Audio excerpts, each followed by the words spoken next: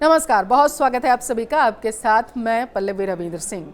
आज जिस खबर के बारे में मैं आपको बताने जा रही हूं, इसको आप भारत की एक बड़ी कूटनीतिक जीत के तौर पर भी देख सकते हैं। ऐसा क्यों मैं कह रही हूं वो बताऊंगी।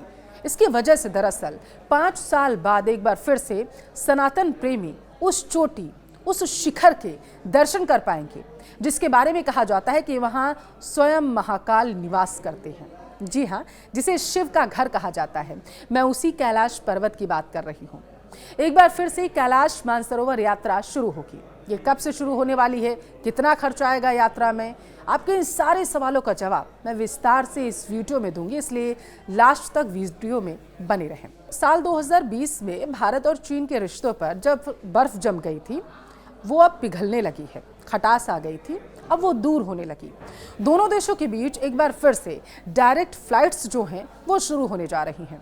गलवान घाटी में तनाव बढ़ने की वजह से कैलाश मानसरोवर यात्रा के साथ साथ दोनों देशों के बीच सीधी उड़ानें 2020 में रद्द कर दी गई थी, निलंबित कर दी गई थी। सीधी उड़ानें दोनों देशों के बीच में नहीं चलाई जा रही थी।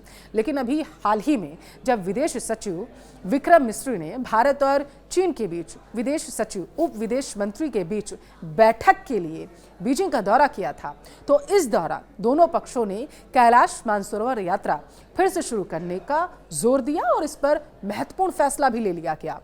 विदेश सचिव ने बताया जा रहा है कि विदेश मंत्री वांग यी और चीन की कम्युनिस्ट पार्टी के अंतर्राष्ट्रीय विभाग के मंत्री ली के साथ एक महत्वपूर्ण मुलाकात की।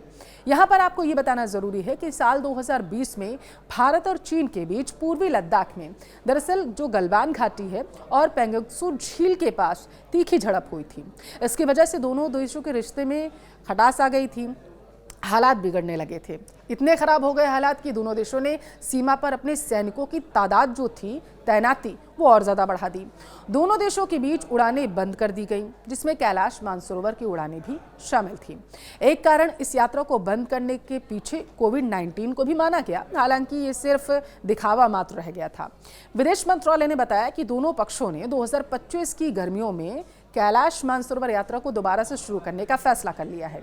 विदेश मंत्रालय ने एक बयान में कहा है कि मिस्री और सुन ने भारत चीन द्विपक्षीय संबंधों की स्थिति की व्यापक समीक्षा की है और संबंधों को स्थिर और पुनर्निर्माण करने के लिए कुछ जन केंद्रित कदम उठाने पर सहमति व्यक्त की गई है।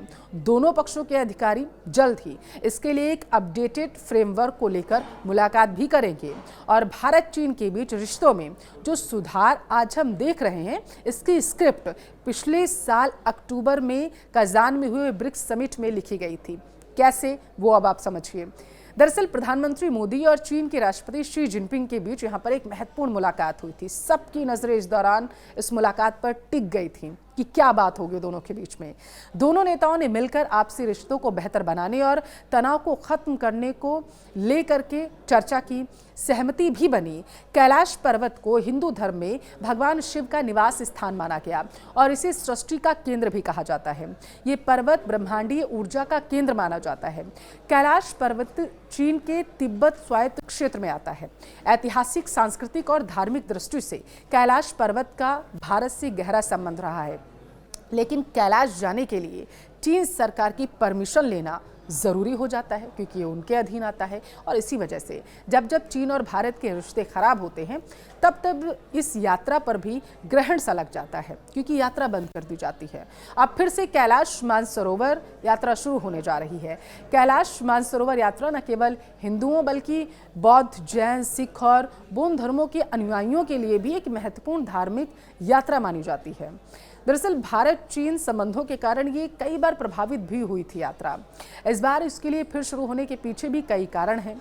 यात्रा के लिए भारतीय विदेश मंत्रालय या कुमाऊं मंडल विकास निगम के माध्यम से आप आवेदन कर सकते हैं जाकर के, और उसके बाद आपको अपना स्टेटस भी यहीं से पता चल जाएगा कि आपको कैलाश मानसरोवर की यात्रा कर पा रहे हैं, मिल पा रही है या फिर नहीं।